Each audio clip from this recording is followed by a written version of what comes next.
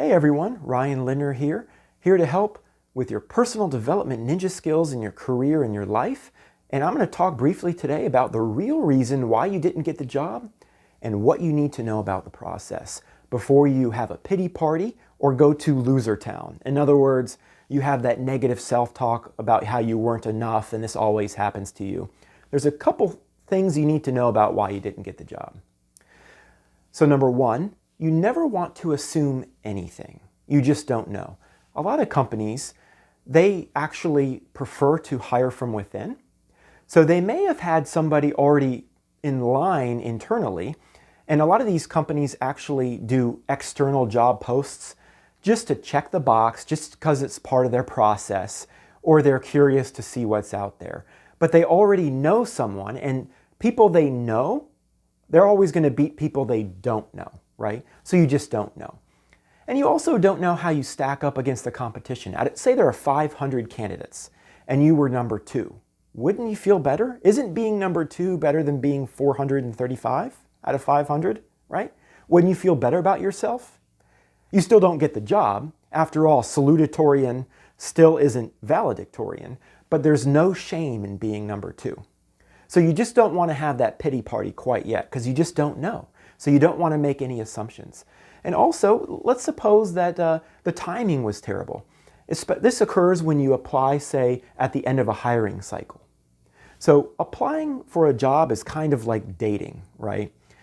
Now, if an employer already has a good connection with someone they've been on 10 dates with, they're probably going to pick that person over someone they just met, right? Because they've already developed a connection with that person.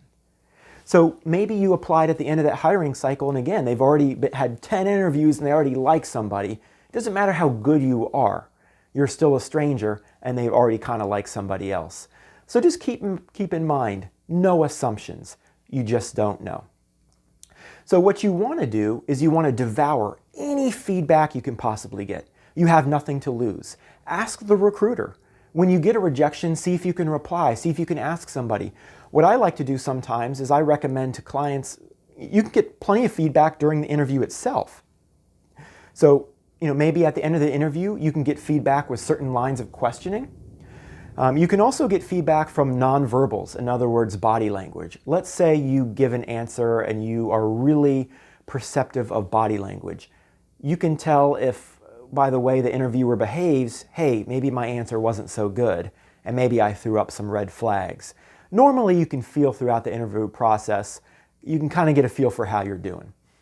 So in other words, devour any feedback you can possibly get and move on.